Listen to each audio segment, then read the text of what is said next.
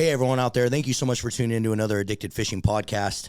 I'm pretty excited about today's podcast because this is someone who's never actually, he's been in a couple of our live streams. He's done some stuff with us, but he's never actually come to the studio, and he's standing right here next to me. So why don't you just really quick introduce yourself? Yeah, excited to be here. I'm Scott Ammerman. Been a fishing guide for a minute here in the Northwest. I think the last job I had that wasn't guiding was in '89. So it's just what I've done for a long period of time, and just excited to be here today. Yeah, man, we're really excited to have you. So before we get too far into the podcast, we got to say a huge shout out to Procure Bait Sets because today's sponsor of today's podcast is Procure. So shout out Procure, and we'll be diving into some of that stuff a little later because Scott just released some stuff with Procure, his own little line of scents and cures and additives, and I'm excited for him to talk about them. So just stick with us here because he's got some stuff we're going to talk about. But before we do that, like for the people that don't know know who you are, know your whole story, just talk about like how you got started in fishing maybe, and then why you decided to build a whole life around it.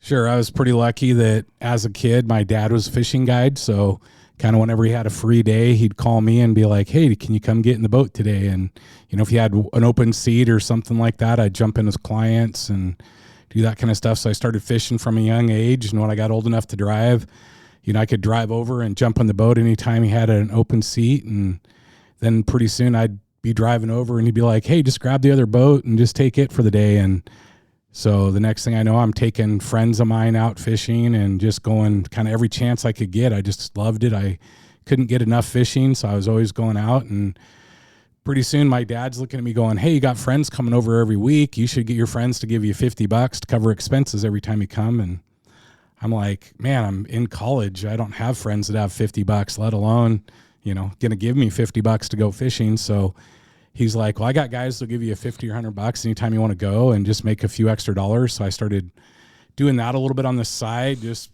you know, taking a random guy that would give me a little bit of money. And next thing I know, they're all calling me like, hey, when can we go again? That was really fun on Tuesday. Could we go next Tuesday? And I'd be like, well, I could probably skip class on Tuesday. And so I'd skip class, come over and do that. And I was like, I better get a guide's license. And so I got a guide's license when I was a teenager and started guiding from teenage on. And when I graduated college, I told my now wife that I was going to try it for a year, see how it went. And like I said, the last job I had that wasn't guiding was in '89. So it's been a minute. Yeah. I was curious if I was waiting for you to see if you were going to say you graduated college or not yet.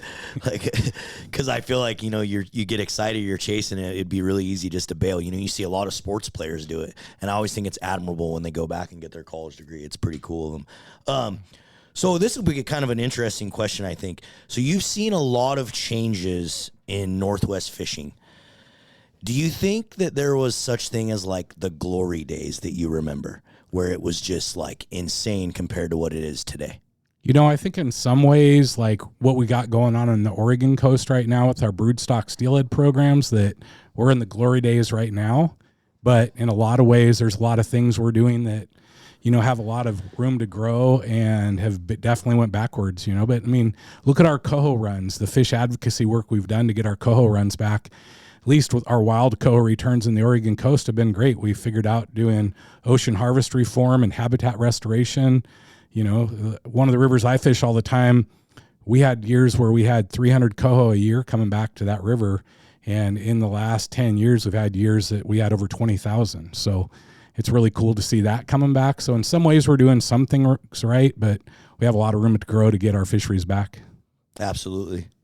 I would fully agree with you. Like I see the same thing. Like it feels like there's some fisheries that are still like, you know, I'll hear people say, oh, fishing sucks. And I'm kind of like, it hasn't really sucked that bad. I've been doing pretty good, you know, but then there's other fisheries where you're like, man, I remember how that used to be. Yeah. I had years guiding when I first started guiding that I would go a whole season and not catch coho on, you know, our coastal rivers where I fish, and we wouldn't catch coho all season, incidentally, while we were catching Chinooks. And I had days this last year that, you know, we caught 30 or 40 of them trying to catch Chinooks only. And then I had days where we targeted the coho that we caught 50 to 70 coho a day. So like, that's pretty incredible to see how well that has rebounded and came back. And so for me, you know, I've made a living being a guide for a long period of time, and I've really focused on trying to work more towards fish advocacy work, doing a couple nonprofits, trying to give back to our fisheries, fighting as a champion for all of our fisheries to get more opportunities and more fish back. Yeah, absolutely. And I see you do a lot of that. I've supported a few of your organizations that you work with, and I think it's all of us at some point in our lives, in our careers, in our fishing. I think that's the direction we go. We have to. We all need to help. We all need to try to support and do everything that we can to keep our fisheries alive.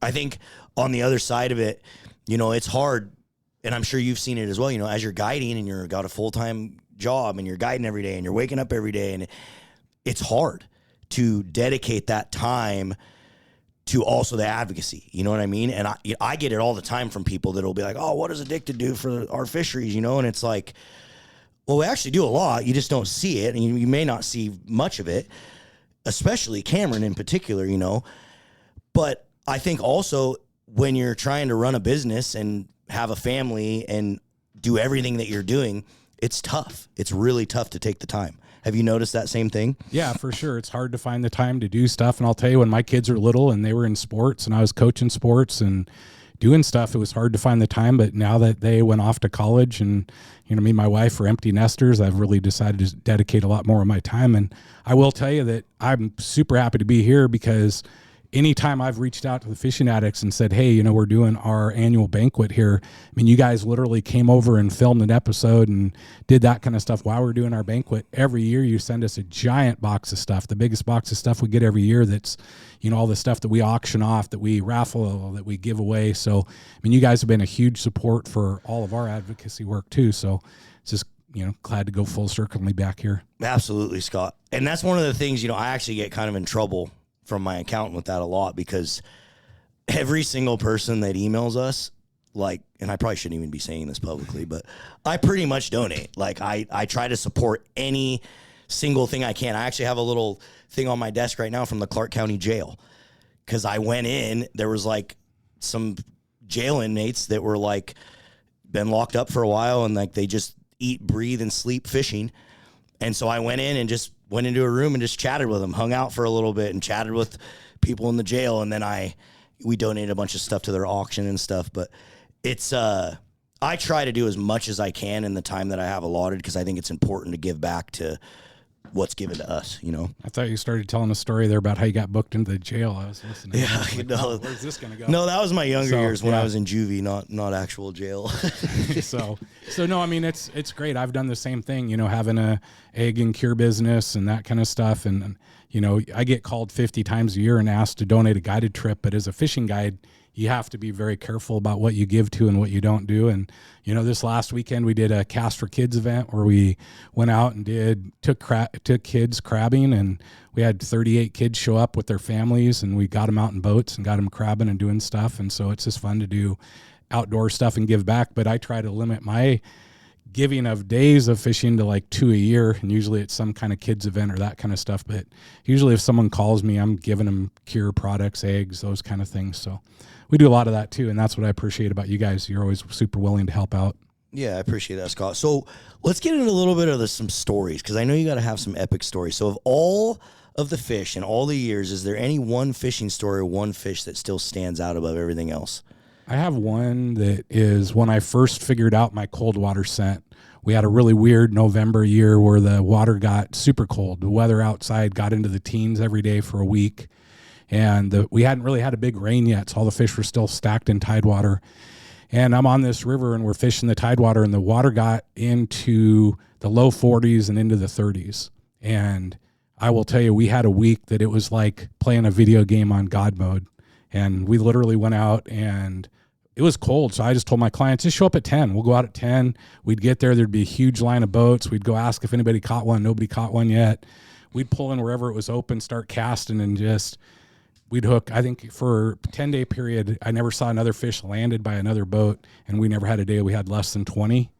And we'd pull out in the middle of everybody, and I had one of my clients brought his wife, and I'm going, okay, I'm going to cast this bobber out. You're going to hold that bobber. I started baiting up the second hook. I go, as soon as that bobber goes down, all I want you to do is tell me. And she goes, well, it's down right now. And it's been 3 seconds. I look over, and sure enough, she has a fish on, and, we land it, and we're just lighting them up. And so pretty soon, 2 or 3 of the boats that are farther back behind us come running up, and they're getting as close to us as they can. And so we pull out of the row and go back and anchor where they just were. And it's every cast we're catching one. And one of my clients that's became a longtime client called me, and he's like, man, I heard you were on the river today because I talked to my buddy and he was supposed to go to a different river. So I called him and said, how was fishing? And he goes, oh, it was really slow.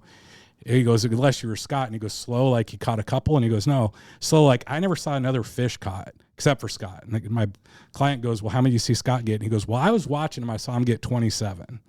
And so, I mean, it was probably the most fun. And if you go Google it, I think on iFish somewhere, there's still like somebody that wrote a report about sitting there watching me for 3 days saying, Scott Ammerman's a fishing god. And it was just like one of the funnest, most cool things, but it was figuring out what those fish wanted when it was cold, and they wouldn't eat anybody else's things, but they'd eat mine every cast. So that's really, really cool. That's really cool. Well, so who were some of the people that you learned from? Obviously, you talked about your dad a little bit, obviously, but who else? Like, were there other people that taught you things, and do you still use any of those things today? Like, is there one thing that someone taught you that's just been like, today you're still doing the exact stuff? I'm one of those people that I'm really quick to tell the influences that I got, you know, brought into. My dad was probably the best salmon egg fisherman in the Northwest when I started guiding. But he was really quiet. He didn't do sponsorships. He never talked about his fish he caught. He didn't, you know, post pictures. He didn't do anything like that. But so he taught me a lot, got me started. It took me 5 years of guiding before I could beat him a day a week. And then, you know, 10 years of guiding before I was beating him half the days. And then I got really lucky and, you know, got in with Kevin Lund, was one of the better salmon fishermen in the Northwest. One day approached me and said, if you knew everything I knew and I knew everything you knew, think about how good we both could be. I was like, that makes a lot of sense. So we started fishing together.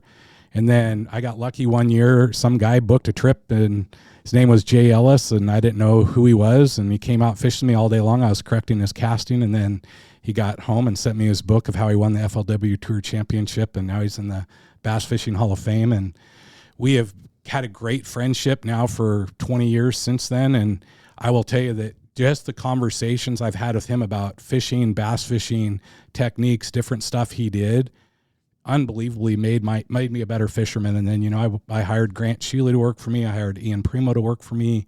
I work with 20 or so other guides, and I learned something from every one of them. Teaches me something. And as soon as you think you can't learn anymore, then you might as well just go sit on the couch. I 100% agree with that statement. Like, it seems, I even find myself getting that way, where people will be telling me something. I'm like, no, it doesn't work. I'm not even going to mess with it.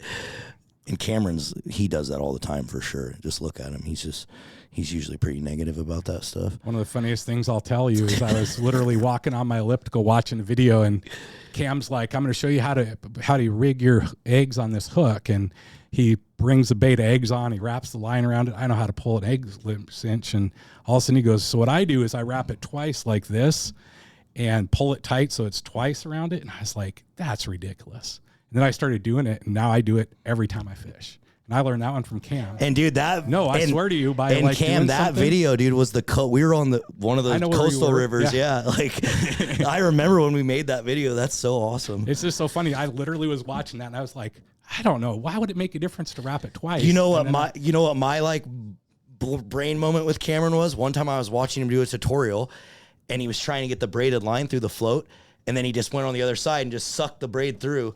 And I went, you know how many times I've sat here like struggled with trying to get this stupid braid through there, and he just did it in 1 second with one little breath. Yeah, no, it's crazy how you get little tricks and stuff you learn. And I mean, I have a thing that I tell people, and somebody else wrote it in a book because he overheard this story. But you know, one of the first times I fished beads for a while, I think the first time I fished with Cam, he was in my boat. We probably made him cast a bead all day. And I don't know, that was 20 years ago. I don't know. And but I'd never really ran a bead dangle, you know, dropper behind a bait. And I was talking to Jay Ellis, and he started talking to me about how the Alabama rig came into the bass fishing world and how it just changed everything in the bass fishing world, and how these fish their whole lives had never eaten a single bait fish. They'd always eaten schools of bait fish. And we started talking. We were driving over to steelhead fishing, and as we were talking, I was like, I wonder what would happen if I took that bead rig and put it off the back of my egg rig here, like below my yarny, and started side drifting those with side drifting, and then eventually started doing those under a bobber. And now you can't go any fishery in the Northwest where somebody's not doing that, and it's insane. But that was the first time I did that, was just through talking to him. And so at first I was learning it from a bass fisherman. I mean, some of those guys are smart, I guess. Yeah.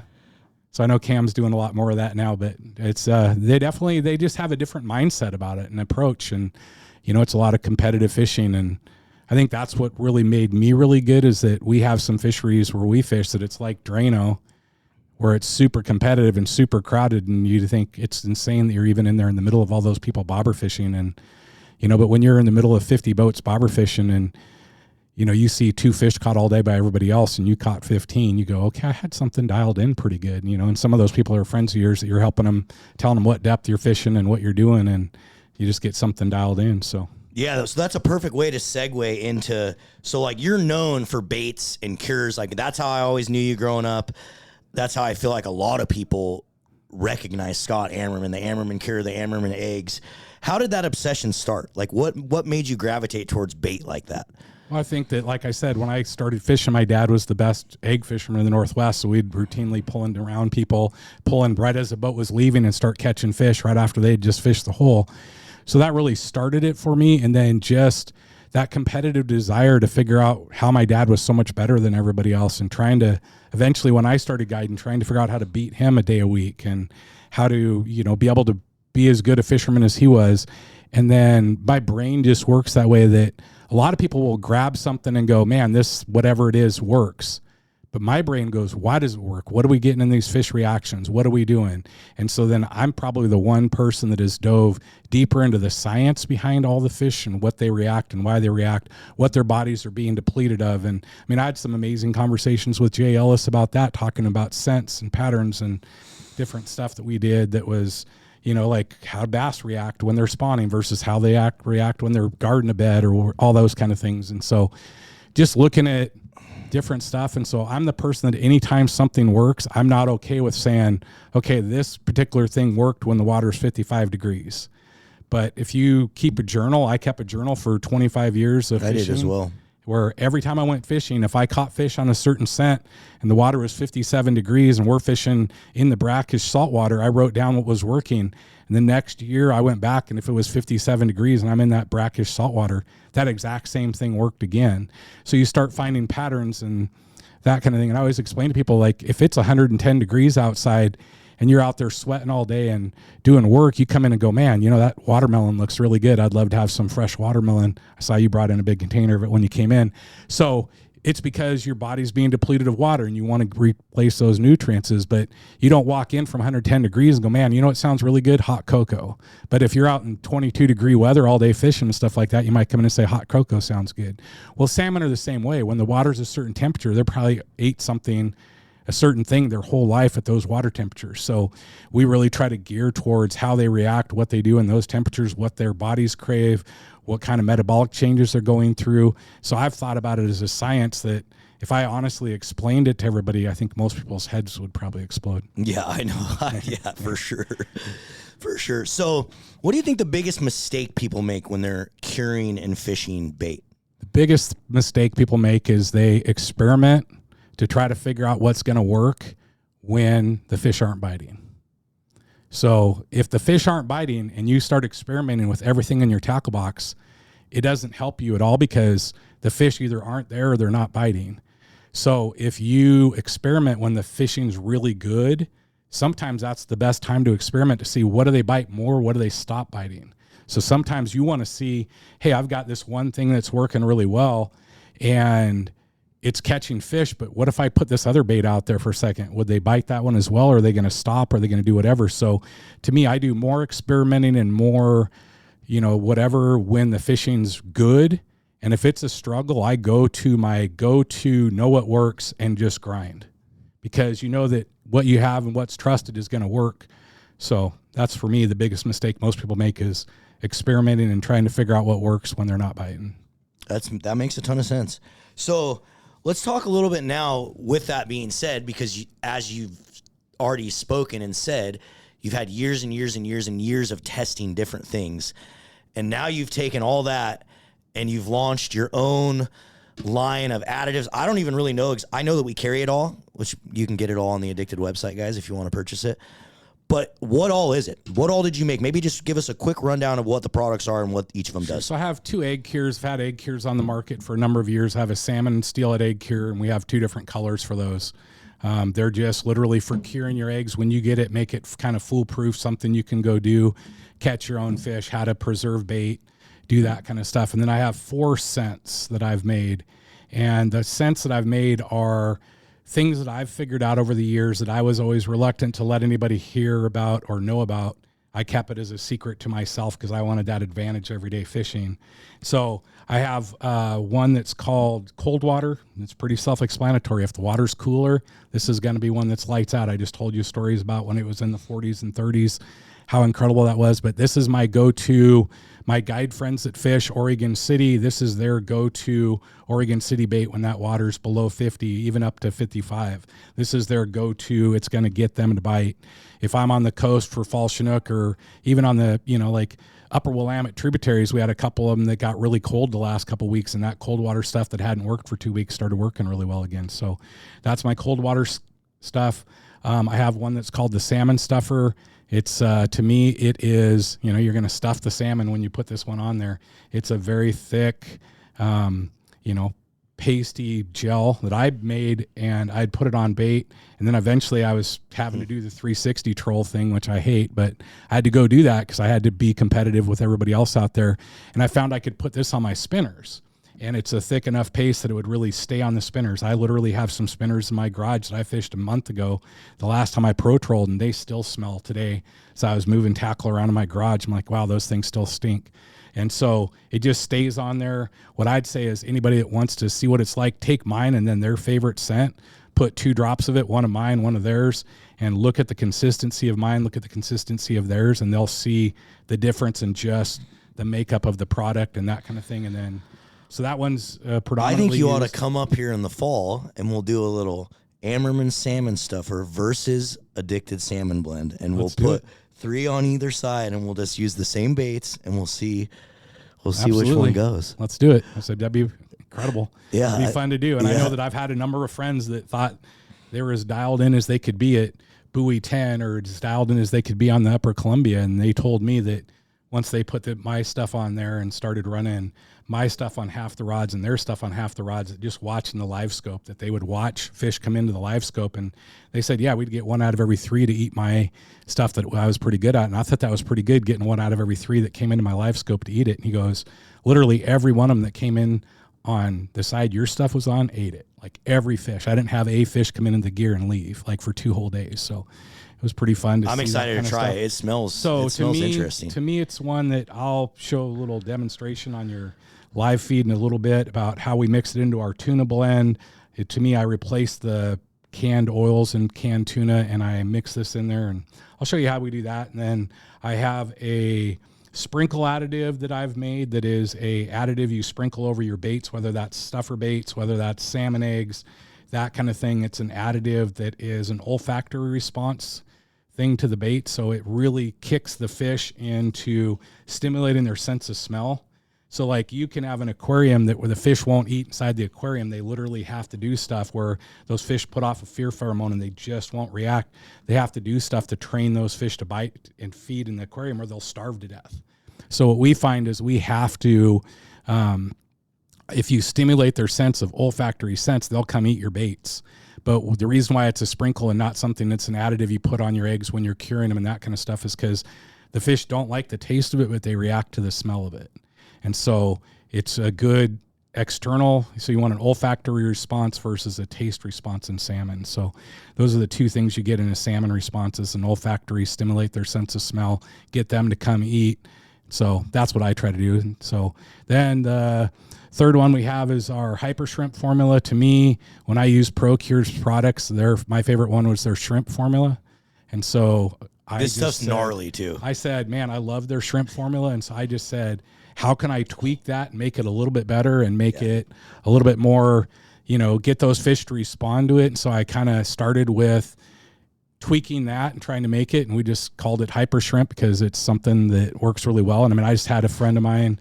It smells like the most gnarly shrimp you've ever smelled. It's hyper shrimp, Yeah, straight up. no, it's definitely pretty cool. And so we did that, and he just was out here plunking for springers out of, the mouth of plunking for summer steelhead and caught multiple summer steelhead on that this week. And it was like, I wanted to try your hyper shrimp. And so I was glad to see that it was catching steelhead and stuff like that too. And then the final one we have is called skunk repellent. And that was when my youngest son came up with the name of that, because, what's the worst thing that can happen if you go fishing is getting skunked. So this repels that. And it's a very harsh scent that will smack those fish in the, face and kind of force them to come bite. And to me, that's something like right now, if you're up fishing on springers still, like we spent this week fishing on springers in a number of spots, like when those fish are in there and they won't bite, you put this stuff on there and they bite like crazy. And, that's one. And then for me, fall Chinook, as soon as fall Chinook stack up somewhere, start staging, start getting older, start, getting to where they've been in the river for maybe a week or two and they're starting to change colors and those kind of things, we try to do that one for that. So, yeah. I like the name. The name's awesome, skunk repellent. As soon as my son, I was telling him I was bouncing names off my family, and he's like, what do you think about this? And I was like, oh my God, I love that. So a couple little last minute questions, guys. We're going to make this podcast a little shorter than what we normally do, guys, because we are going to do a live stream tonight with Scott. But we'll get him back in here. I feel like we can get him back, or we get your remote so you don't have to sit in the traffic. I'm very confident we'll do it again. Yeah, for sure. So with technology, social media, and everything else, do you think anglers are better fishermen today, or do you think they just have better tools? Well, I think better tools make them better fishermen, but you're also talking to the one guy that doesn't have a live scope yet, so it's pretty hilarious when you're fishing around all these people. And I will say it's really annoying when my friends that are really good at live scope go by me and they'll go, oh, looks like you're fishing 33 feet deep under your bobber. And I'm like, oh, how do they know how deep I'm fishing? I used to have this secret where nobody would ever know where my bobber was. And we get some big deep holes. I didn't even think about that. They'll literally go by me, and they're so good at their live stuff that they'll see my baits and, you can watch how deep people are trolling and see how deep that boat over there's caught 3 in a row. That's a good idea. Every time I don't know and Cameron's smashing them, yeah, I'm just going to go next to him. Oh, there he's at. Oh, yep, that's where he's at. Well, so for us, I think a lot of times we fish in tidewater where we got heavy swings of the tide, and they'll see, oh man, I'm fishing 15 feet deep and my bait's only getting to 12.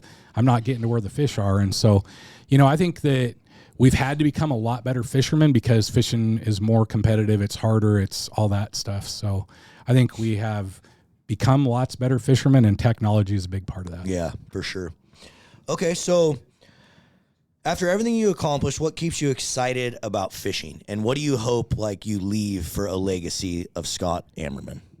Well, so to me, I kind of mentioned it earlier, I didn't want to be that person that everybody looked at and goes, man, that guy was the best at catching the resource. He was able to take more of the resource than everybody else.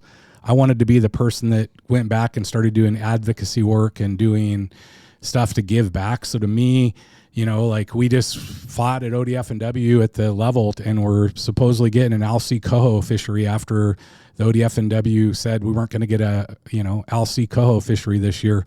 We went and testified in front of the commission and got, the okay to have a coho fishery on the LC. We haven't got the date set yet, but we also added 7 days to 3 of the other rivers there on the coast. And so it's nice to get more fish for everybody else, having rivers that we get, larger limits and that kind of stuff. To me, I'll fill my boat with clients, whether it's a 1 fish limit or 2 fish limits, but you get these people that are over there, and it's a 2 fish annual limit and they're there for a week. That sucks. So I like fighting for everybody else and trying to get more fish back for everyone else. And we've started with the broodstock programs, and, we now have broodstock programs in almost all the big rivers on the Oregon coast. And as we spread people out, there's more fish for everybody. Absolutely. And I think that's the key. We were talking about that before the podcast is that's one of the things that's happened. We've just lost so many fisheries. Cameron always uses the analogy of a soccer field. If people love to play soccer and they all go to us, and then all of a sudden there's only one soccer field, they're all going to go play soccer. And it's the same with fishing. We've been so restricted to just a few rivers that people know. It doesn't take long for people to figure out that this is the river that's doing good. Information spreads quick. A lot of people think it's online, but I personally think a lot of it is more word of mouth. When I was a kid, we used to go to the Wilson or the Nestucca sometimes, and there'd be a 30 or 40-minute launch line every morning. And people blamed the fact that there was articles and magazines and stuff like that for the crowd. But, it's people are always going to figure out where to go, whether they're calling the tackle shop, whether they're watching your show, whether they're, calling their buddies. People are going to figure it out and they're going to go do it. And so if anything, a lot of things we've spread the crowd out by doing broodstock programs. We don't get fish that return for 1 month. We get fish that return for, 3 or 4 months during the steelhead season. So you get 3 or 4 months worth of fishing instead of a really good 2 weeks. Yeah, that makes a lot of sense.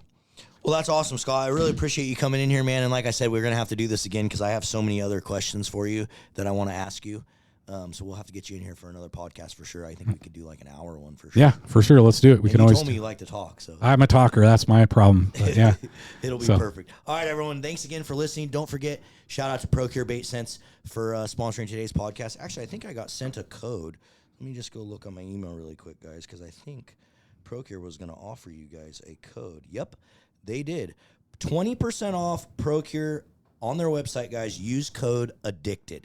20% off on Procure's website. Use the code ADDICTED. So head over to Procure. Shout out to Procure for sponsoring today's podcast. And until next time, guys, we'll see you on the river.